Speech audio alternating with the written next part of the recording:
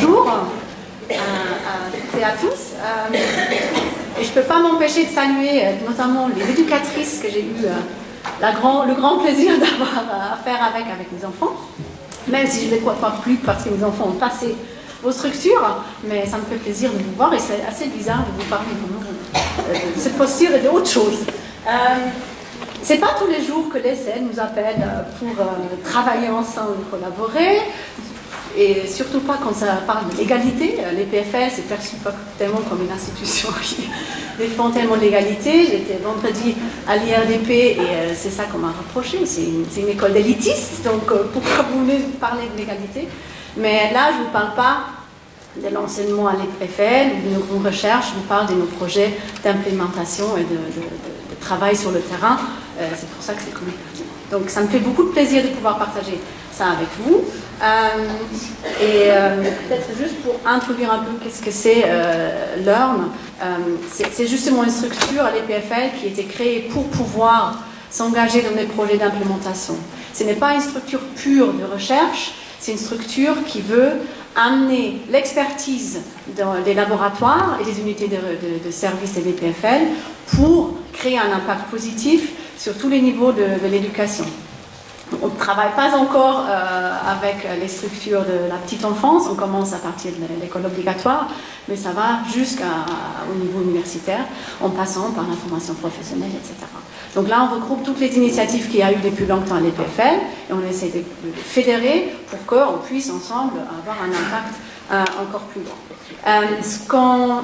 Avec l'éducation numérique, c'est pour ça que je n'ai pas mis ça dans le titre, souvent on associe l'utilisation des technologies dans l'enseignement, c'est-à-dire des iPads, des petits jeux, game-based learning, donc l'apprentissage par des simulations, des jeux. Et c'est pas ça dont je vais vous parler aujourd'hui. On fait aussi de la recherche sur ces questions et sans beaucoup de surprise pour vous tous, ces technologies, en résumé, quand j'en ai deux phrases, c'est pas une baguette magique, ça va pas faire qu'on apprend tous beaucoup mieux juste parce qu'on a ces technologies. C'est souvent un amplificateur, on dit comme ça. Désolée, c'est pas ma langue maternelle, donc si je fais des fois des bêtises, donc un enseignant qui cherche le contrôle sur ce que font les élèves, il va le trouver avec la technologie, il peut l'amplifier. Une enseignante qui cherche à faciliter la collaboration ou la confrontation avec des différents avis, elle va aussi pouvoir le faire avec la technologie. Donc on peut amplifier ce qu'on veut, c'est pas la technologie en soi. Mais je ne vais pas vous parler de ça aujourd'hui. Je vais vous parler de l'éducation numérique, pas comme outil pour apprendre, mais comme contenu.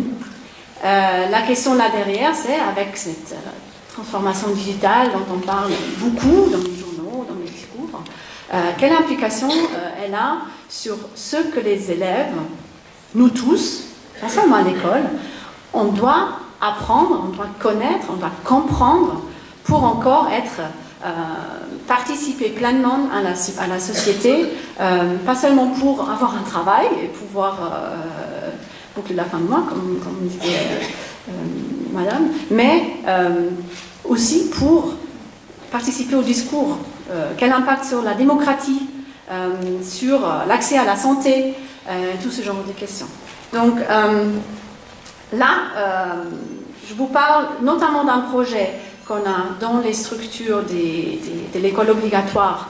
On a commencé l'année passée par le cycle 1. C'est pour ça aussi que pour nous, c'était pertinent de vous proposer ça, parce que finalement, les enfants que vous laissez de vos structures, ils arrivent dans une école maternelle qui leur propose de telles activités. Comme ça nous donne aussi une idée qu'est-ce que les attend après. Donc, peut-être pour commencer, et là je ne vais pas que viser les petits-enfants, parce que le thème c'était, que je voulais me donner, c'était la pensée informatique pour tous. Ici, je vous donne l'exemple, vous avez peut-être entendu parler dans les médias, de ce test avec une des premières Tesla, qui est donc autonome, qui a craché. Donc, accident assez impressionnant. Pourquoi il est arrivé? Vous voyez bien que le camion, il a une couleur gris, et ce jour-là, le ciel n'était pas très bleu, mais plutôt gris. Donc, le véhicule autonome, il n'a pas pu faire la distinction entre le ciel et le camion. Il n'a donc pas vu qu'il y avait un obstacle. Donc il a continué à rouler. Et la personne, l'humain, dans cet avion, n'était pas cognitivement actif. Donc il n'a pas intervenu. Peut-être qu'il a dormi, il a lu un livre, je ne sais rien. Avec ça, je veux dire que nous tous, si dans quelques années, on va peut-être conduire un véhicule autonome, on aura intérêt à comprendre certaines choses. Par exemple, si je le décompose un peu, la décomposition, c'est une des aspects de la pensée informatique. Donc, en recherche, on appelle ça de la computer vision, donc la vision par l'ordinateur. Prenons une image pour illustrer, et je vous ai mis le petit rectangle en rouge pour dire si on veut décomposer ça et comprendre ça comme un ordinateur le comprend, on va devoir zoom dans cette image. Donc, on va zoom à l'intérieur de cette image, et ce qu'il va voir, c'est des petits pixels qui sont d'une couleur plus ou moins sombre ou légère. Et ce que l'ordinateur il est obligé de faire, parce que lui il sait traiter seulement les 0 et les 1 et les chiffres, bah, il va devoir traduire ça en chiffres.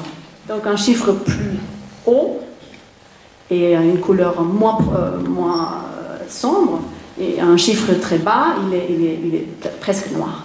Donc comme ça, l'ordinateur il peut identifier un contraste. Il va chercher où, dans une matrix, il y a des chiffres qui sont proches, des cellules qui se touchent,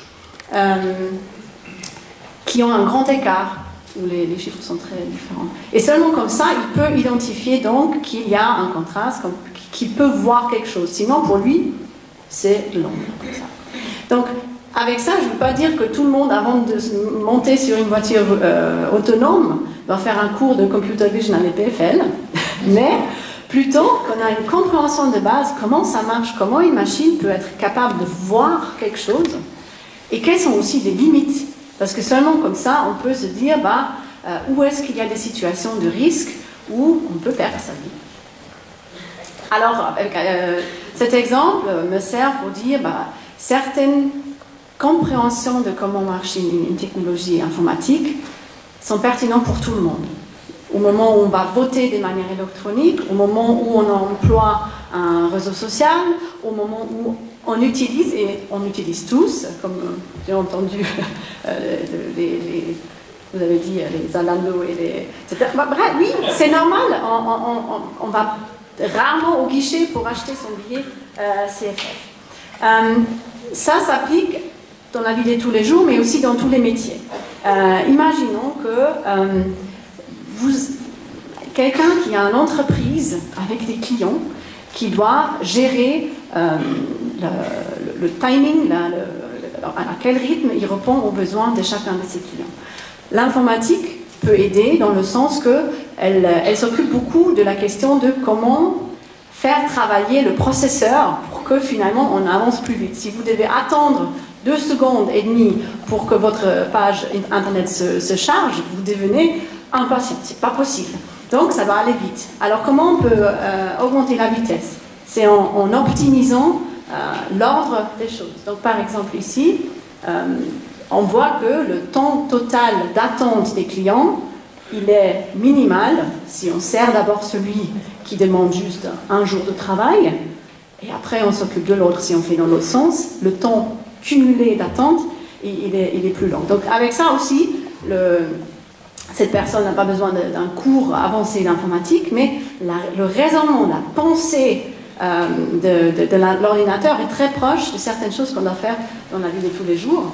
Et ça, c'est beaucoup inspiré des auteurs qui vont très prochainement parler, d'ailleurs, le 7 octobre, si jamais ça vous parle, c'est assez intéressant, qui ont regardé en quoi la manière de réfléchir de la machine pour nous aider dans la réflexion ça va jusqu'à comment trier ses chaussettes. Mais bon, ça va très loin, mais ça peut être assez rigolo.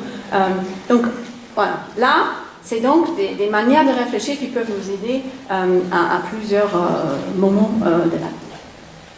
Pourquoi c'est aussi pertinent? Parce que dans la représentation des gens, c'est quelque chose qui les occupe. Il y avait la RTS avait fait un sondage pour demander à la population le risque ressenti qu'une machine intelligente, on va en parler, qu'est-ce que c'est une machine intelligente après, mais un robot puisse faire une partie ou la totalité de leur travail à un moment donné. Donc, dans l'avenir, c'était la question, certains des tâches pourraient être prises en charge par une machine intelligente, et les gens pouvaient répondre de non, c'est le rouge foncé, jusqu'à non, et oui, tous mes tâches. Donc, on voit que ça dépend, il y a d'autres graphes aussi qui montrent que ça dépend aussi de la profession de la personne, mais il y a pour tout le monde une certaine incertitude, une inquiétude, et ce qui m'a le plus choqué, c'était parmi les jeunes, on a vu qu'un tiers des personnes qui sont aujourd'hui en apprentissage pensent aussi que la majorité de leurs tâches va disparaître. Donc, c'est assez dur de rentrer dans une profession, de se créer une identité professionnelle en pensant qu'à l'avenir proche, moyennement proche, ça peut tout changer. Il y a une bonne nouvelle. Il y a la conférence des directeurs de l'instruction publique au niveau suisse. C'est en Suisse partie évident que 26 se mettent d'accord sur quelque chose, mais là ils ont réussi. Donc il faut croire que c'est important. Ils se sont mis d'accord d'introduire une nouvelle branche au gymnase qui est l'informatique. Donc d'abord on félicite parce que c'est une action concertée, on va dans le même sens.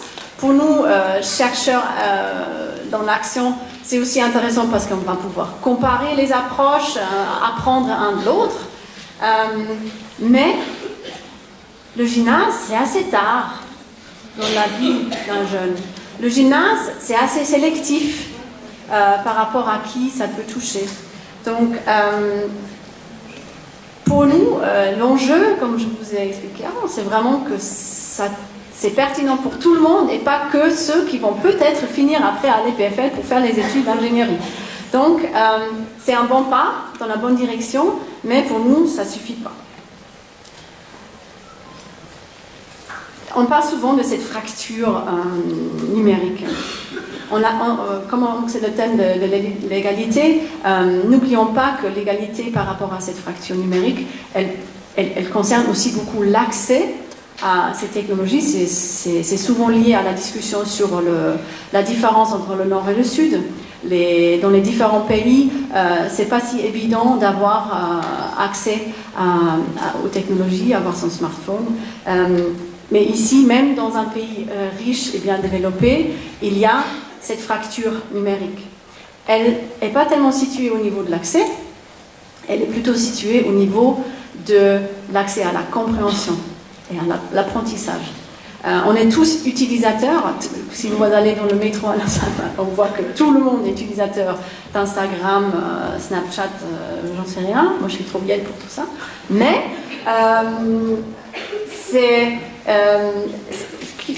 quand on demande aux enseignantes quel enfant, par exemple, a déjà parlé du fait qu'à la maison, il aura un robot éducatif et qu'il utilise des jeux pour apprendre à programmer et ce genre de choses, c'est souvent les enfants du papa informaticien. Donc, c'est pas très égalitaire, c'est vraiment dans le renfort de certains groupes de la population. J'ai trouvé une recherche qui a demandé les parents leurs attitudes vis-à-vis de l'informatique, la pensée computationnelle, les robots éducatifs. Et on a bien vu dans cette recherche que ça dépend complètement du statut socio-économique. Donc, on va créer, si on n'actionne pas au niveau public, on va créer plus de fractures numériques entre les différentes parties de la société. C'est pour ça que pour nous, c'est bien important d'agir au niveau public. Si on regarde plus précisément le genre, avant je disais pour le gymnase, on est trop tard, là je vous livre la justification pourquoi c'est trop tard. Ici, on a mis les données des différents workshops, ateliers autour de Tigno qu'on a proposés dans les années 2012-2013. Et on voit qu'au début, la répartition entre filles et garçons, elle est assez égale, l'intérêt il est là. Et dès qu'on avance, on fait des choses plus compliquées, où on va plus loin, on voit la participation des filles diminuer. C'est pas seulement parce que le contenu devient plus difficile, c'est aussi parce que autour de 10, 11, 12 ans, les stéréotypes et les compréhensions de soi-même commencent à être assez stéréotypées. Donc, d'autres recherches au Canada ont montré que vers la classe 7, 8, les stéréotypes négatifs des filles contre elles-mêmes par rapport à leur compréhension, la confiance dans les sujets technologiques, commencent à vraiment chuter assez fortement. Donc là, c'est pas de surprise. Donc, pour nous, la conclusion, c'était, il faut agir avant. Ça ne sert à rien d'essayer d'introduire au gymnase où on va juste renforcer les stéréotypes et on va introduire une branche qui ne sera pas appréciée par une partie des élèves. Et, quand même le dire, ce n'est pas lié à la vraie performance ou la vraie capacité. Pour prouver, je suis quand même obligée de trouver une étude qui montre ça. Donc là, on a une étude qui a mélangé des concepts de l'informatique et qui a proposé ces activités à un groupe d'enfants.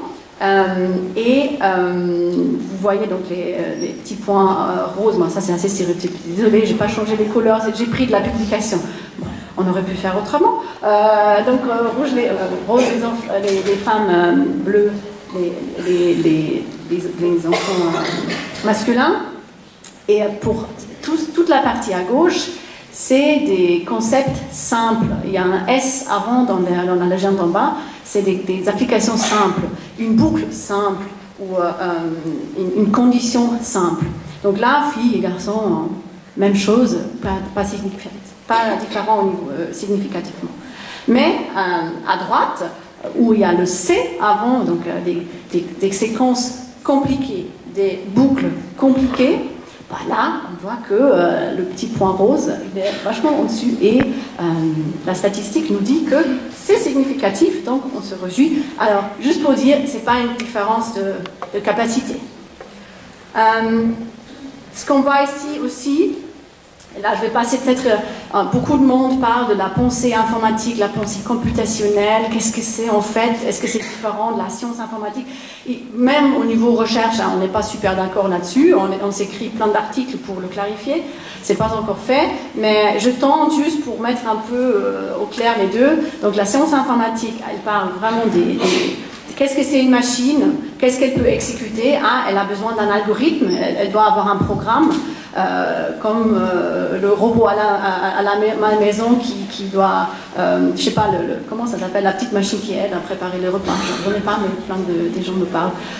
Il a aussi un programme, il a un algorithme, lui, qu'est-ce que tu fais, dans quel ordre? Il a besoin d'un langage, il doit être programmé, parce que sinon, il ne comprend pas notre langue. Et il a souvent besoin de données.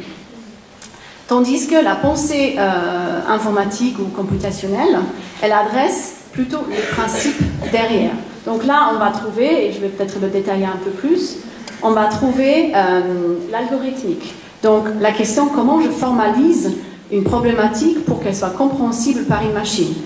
Vous ne pouvez pas donner une tâche complexe à une machine. Besoin de la décomposer pour qu'elle puisse s'en occuper. Vous avez besoin de l'abstraction. C'est-à-dire appréhender sur différents niveaux. On va le jouer cet après-midi, donc si vous avez l'occasion de... Vous avez déjà choisi les ateliers en fait? Oui, c'était... voilà. Donc à la pause de midi, on peut aussi jouer, si vous n'avez pas choisi cet atelier, on trouvera un moyen. Donc comment adresser les différents niveaux? L'ordinateur, il peut actionner un niveau très très bas. Il compare par exemple les chiffres. Il ne peut pas tout de suite mettre de l'ordre dans un grand nombre de données. Il a besoin de le faire sur un petit niveau. Et trouver des schémas. Un ordinateur, il gagne en efficacité parce qu'il retrouve des schémas qui lui permettent d'avancer plus vite, de retrouver des éléments où il a déjà trouvé une solution une fois, donc il peut la répliquer plus tard. Mais je m'arrête là pour les concepts théoriques. Ce n'est pas le sujet...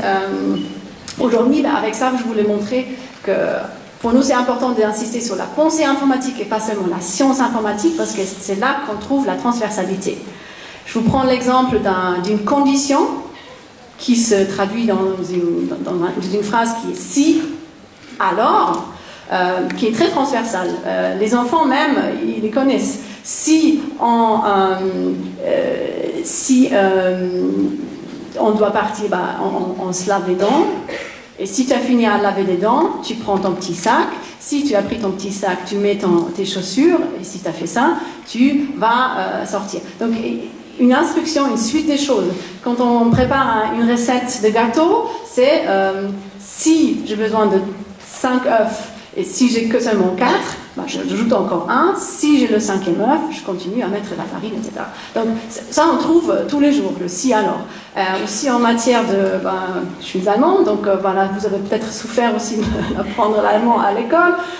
Il y a plein de règles. Si c'est le casus nominatif, datif, j'en sais rien, alors c'est le M, dem. Bref, on peut vraiment appliquer le si, alors beaucoup dans la vie. Et du coup, ça permettrait aussi à l'enfant d'apprendre ces concepts et les appliquer dans les différentes branches. C'est pas intéressant de juste leur apprendre un nouveau concept qui restera isolé.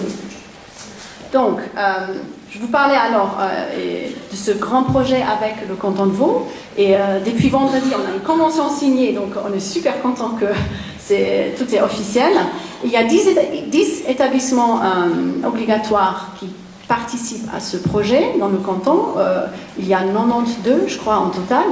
Et avec ce pilote, on essaye de monter un programme, de réaliser des activités qui peuvent après être généralisées une fois qu'on a tout bien adapté, modifié, pris en compte les retours des enseignantes, etc.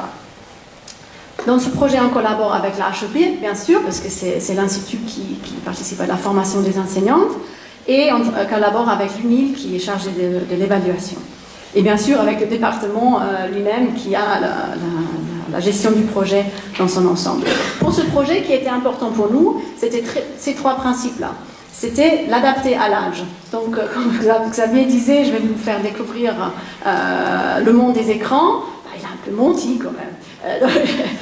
C'est adapté à l'âge. Quand on commence au cycle 1, les enfants à partir de 4 ans, voilà, on ne va pas actionner contre les recommandations officielles et même ça n'a aucun sens. Deuxième axe, c'est l'acceptabilité par les enseignantes. Donc, oui, une enseignante à l'école maternelle, elle n'a pas appris ça dans son cursus à la formation à la HEP. Il faut les amener, il faut les former d'une manière qui leur permet de vraiment voir qu'est-ce que ça peut donner dans leur propre classe et pas un cours théorique sur ces sujets-là. C'est aussi la question du matériel. Ils ont envie que le matériel il soit simple, que ce n'est pas des choses hyper compliquées, tu dois brancher. Non, ça doit être simple et générique. Il faut aussi veiller à ne pas renforcer des stéréotypes. Donc venir avec des sujets hyper techniques, comment fonctionne ton smartphone? Non, ça, on va exclure une partie des enfants qui s'intéresseront juste pas à ça. Et aussi donc, comme je disais avant, il faut actionner donc à cet âge-là pour qu'on actionne avant les stéréotypes s'installent vers l'âge de 10, 11, 12 ans. L'approche qui nous permet de le faire, ce qu'on appelle la science informatique débranchée, unplugged, qui insiste donc sur le fait que il n'y a pas d'écran, il n'y a pas de machine, il n'y a pas de technologie. Parce que pour comprendre, pour illustrer les concepts, on n'a pas forcément besoin de le faire sur un iPad ou un autre modèle d'un autre constructeur, parce que nous, on est agnostique par rapport à ça. Alors, comment le faire? Finalement, un moyen de le faire, c'est de se mettre dans la peau de la machine et jouer la machine pour comprendre aussi les limites qu'elle a. Donc, je vous amène quelques exemples. Le premier, c'est le jeu du robot. Mon fils m'a expliqué ce matin qu'ils ont fait un autre jeu du robot, donc voilà, ça s'applique à plusieurs types de jeux, mais du coup je peux peut-être préciser, celui-là au début on l'appelait le jeu du robot idiot. Après on ne pouvait plus trop, certains trouvaient que c'était trop fort, mais finalement c'est un peu le message quand même qu'on veut donner, parce que le robot, il n'est pas intelligent. On peut parler de l'intelligence artificielle, tout ce qu'on veut, mais une machine, elle est tout d'abord dépendant d'instructions qu'elle comprend. Et elle comprend très peu. Donc il faut vraiment lui dire de manière très très structurée. Pour ça, nous, on doit s'embêter à écrire des programmes dans Java, C++, je ne sais pas, parce qu'elle ne comprend pas mieux les autres langues. Donc ici, ce qui se passe, l'enfant qui peut être, par exemple, il peut avoir un écharpe pour rien voir, et les copains autour, ils donnent des instructions au robot. Lui, il ne sait pas où il va. Il est aveugle, il est stupide. Il faut lui dire... avance, avance, à gauche, avance. Et seulement comme ça, il va arriver à sa destination. On le joue par exemple sur une grille, on le joue cet après-midi d'ailleurs, sur une grille, on doit aller vers un trésor ou j'en sais rien. Et donc le robot seul, il ne trouve pas le trésor. Il le trouve parce que l'humain, les copains autour, ils lui donnent des instructions. Et si on crie dans tous les sens, il ne comprend rien. Si à cet âge-là, gauche-droite, pas forcément, hein. Donc on va devoir se mettre d'accord, ah oui, vers la porte, vers la fenêtre, mais on trouve des moyens de s'instruire, ou avec des signes, on peut faire avec ses mains, on peut faire des sons, une fois clapé, c'est avancé, etc. Vous voyez, vous êtes encore plus créatif dans ce sens-là, donc vous allez trouver tout plein de choses, comment faire ça. Donc ici on trouve la notion de la machine, on trouve la notion de l'instruction, il a besoin d'une instruction sinon il ne fait rien. Et on a la notion du langage, donc il faut se mettre d'accord sur un code qui ne comprend que les mots avancer, fenêtre, porte, sinon il ne comprend rien. Donc avec ça aussi, on peut déconstruire un peu cette idée que le robot, il marche tout seul. Les enfants à cet âge-là, ils ont des fois aussi encore l'idée qu'un robot, on a un robot qui a la forme d'une abeille, il pense qu'il fait ce qu'il veut.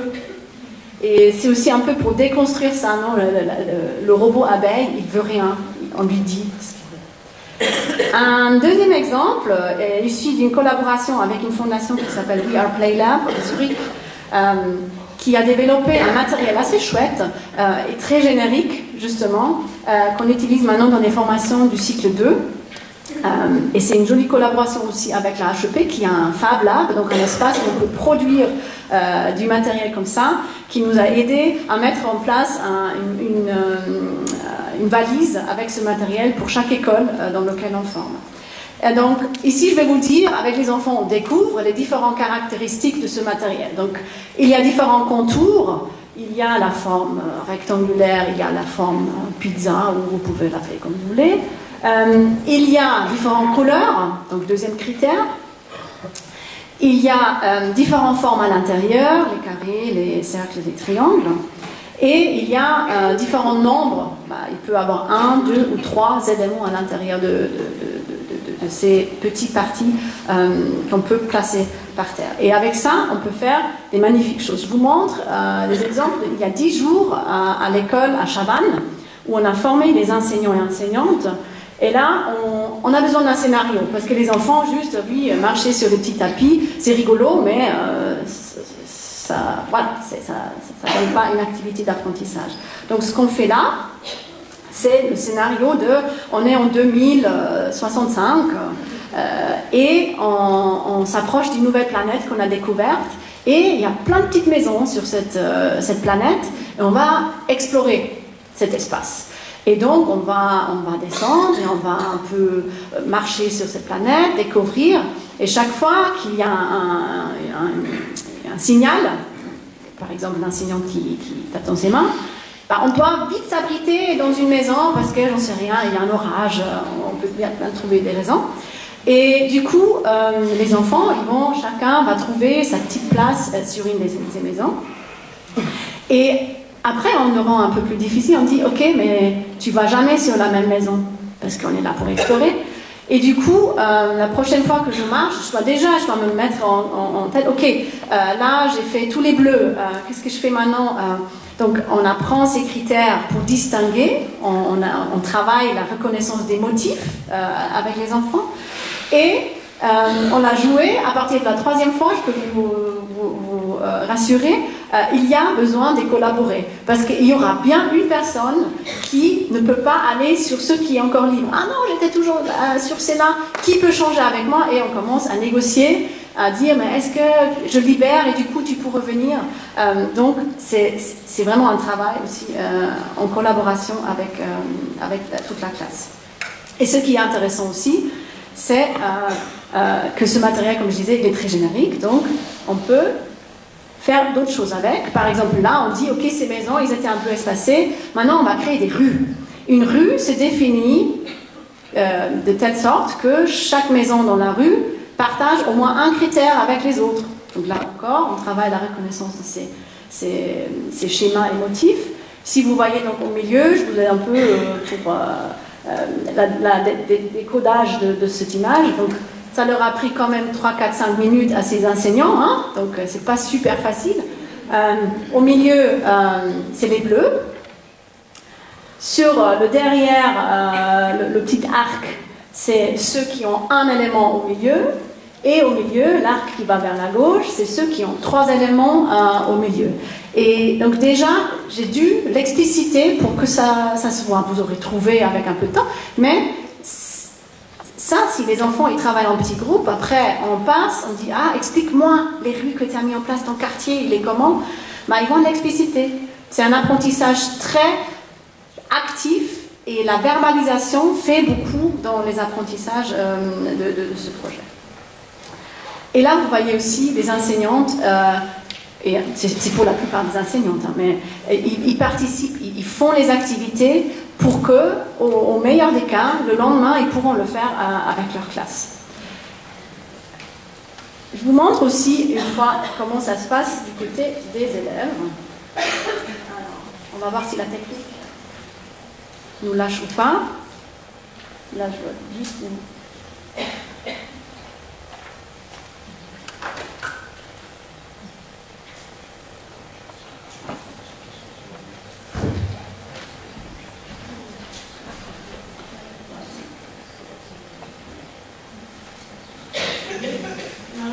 Pas vous trouver ce que dit l'enseignante.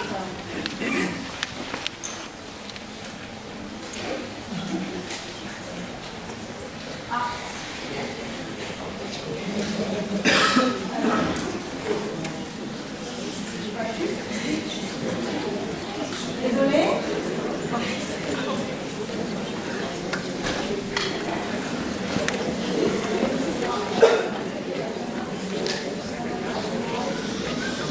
Désolée, voilà, je disais avant, non, il y aura toujours un glitch technique, voilà, ça c'est le glitch technique d'aujourd'hui. Donc vous voyez les enfants qui ont chacun une petite grille avec des cases qui sont noires ou pas, et il y a une barrière entre les deux, et il doit expliquer l'image à l'autre pour qu'il puisse le recopier sans le voir. Donc ils ont aussi besoin d'un langage. Et le langage peut passer par exemple par ces petits tokens que vous avez vu, la fille elle a pris. On peut convenir que le token jaune, il veut dire c'est blanc, et le token bleu, il peut dire que c'est noir. On peut le faire avec les mots, on peut juste passer blanc, blanc, blanc, noir, noir, etc. Et avec ça, il crée donc une image pixel. Après, on peut aussi travailler sur l'artistique, on peut recréer des motifs et des schémas assez intéressants. Et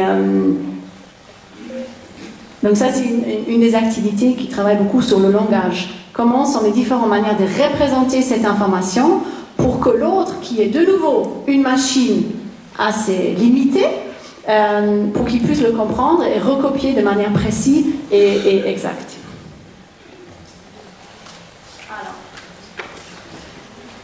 Là, vous voyez la même activité avec les enseignantes dans la formation. Donc là encore, c'est l'idée qu'ils doivent exécuter eux-mêmes ces activités avant de les jouer en classe. C'est un contenu qui leur est pas trop familier. Et on peut aussi vraiment les inclure et co-construire avec les enseignantes. Par exemple, comment coder cette information. Ces enseignantes-là, ils ont inventé le codage par les mains. Donc, ils n'ont même pas besoin d'un langage verbal. D'autres, donc, on utilisait les jetons, et tout en bas, c'est hyper peu visible, désolé. C'est un langage qui démontre la décompression d'une image. Donc vous voyez là, au lieu de dire blanc, blanc, blanc, blanc, blanc 10 fois et après noir, noir, ben on se rend compte que si je dis 10 fois blanc, je peux raccourcir ça, je peux dire 10 fois blanc, après 3 fois noir, et comme ça je minimise l'espace dans le mémoire de la machine. Elle comprend la même chose, ça contient la même information, mais elle représente cette information d'une manière plus petite, qui prend moins d'espace. Donc, après une année, donc, on a pu tirer un bilan. On montre ici les activités que les enseignants ont mis en place. Il y avait encore quelques points de données très à droite, donc ceux qui ont juste mis tout en place et qui étaient hyper motivés. Mais bon, ça c'est des outliers, des cas extrêmes. On s'intéresse vraiment à ce que ça peut convenir à une large majorité des enseignantes. Et après, on a analysé aussi leur retour par rapport à pourquoi peut-être ils n'avaient pas l'occasion. Donc il y a des enseignantes qui travaillent qu'un jour par semaine. Il y a ceux qui se partagent la classe avec une autre collègue. Donc si la collègue elle a fait telle et telle activité, ben, elle ne va pas s'amuser à la refaire. Il y a ceux qui étaient en congé maternité. Bref, il y avait plein de raisons qu'on a donc un peu enlevé parce que voilà, c'était logique et justifiable. Et pour le reste des enseignantes, on a formé 350. Et on leur a laissé du temps. Donc les formations n'étaient pas en bloc une semaine, on bombarde tout. C'était 4 temps espacés sur l'année pour pouvoir justement laisser le temps d'expérimenter et nous donner ce retour après pour qu'on puisse nous modifier aussi les activités. On est dans un pilotage, donc tout retour était très intéressant. Et donc ici on voit que dans notre analyse, on était très surpris mais très contents qu'on avait seulement 3% des enseignants qui ont vraiment dit « je ne fais pas ça ». Donc on ne les a pas convaincus que c'était utile et nécessaire, mais 97% ont essayé, ont expérimenté, se sont lâchés. Et franchement, c'est pas facile parce que c'est un terrain qui leur est nouveau, donc on était impressionnés aussi par ces enseignantes. Et donc avant, vous avez malheureusement pas, on n'a pas entendu la vidéo, mais l'enseignante, elle est drôle, elle parle de la magie. Elle observait les enfants et cette magie de jouer ces activités débranchées. Et finalement, ça nous embête un peu parce qu'on essaye de dire que l'ordinateur il est stupide, il n'y a pas de magie. Donc là, et si vous voulez, on peut le jouer à la pause midi. Je vous montre un exemple d'un petit, on peut jouer ça avec des cartes. J'ai piqué les cartes à mes enfants là, comme ça si vous voulez jouer un peu.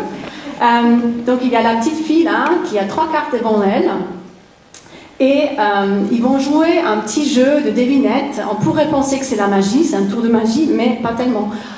Donc il y aura un enfant qui va maintenant aller choisir une des 3 cartes, mais la fille elle s'est tournée, elle voit rien.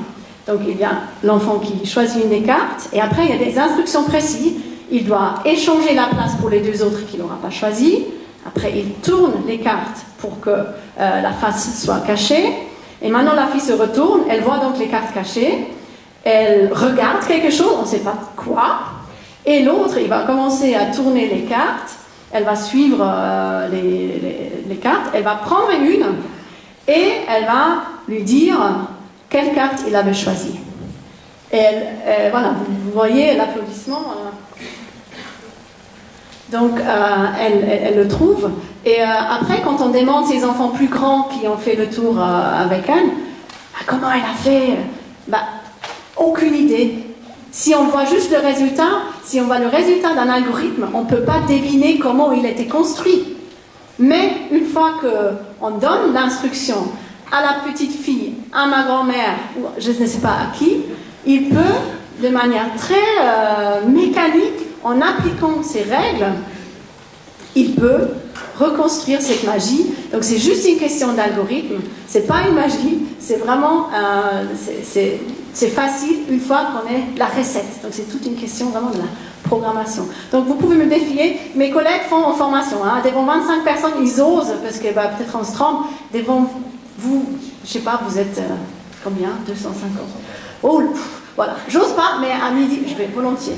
Donc, voilà. Donc, pour finir, je disais pensée informatique pour tout le monde. Juste pour compléter l'image, je vous ai beaucoup parlé des enfants, mais on essaye de couvrir vraiment tout. Ici, vous avez peut-être déjà entendu parler de la EPFL Extension School, qui propose des cours sur la pensée informatique pour tout le monde, et s'adresse notamment à des personnes qui n'ont aucun background en technologie ou ingénierie. Donc si ça vous intéresse, allez-y voir, il y a des offres intéressantes. Voilà. Donc avec ça je finis et je me réjouis de vous voir cet après-midi dans les ateliers.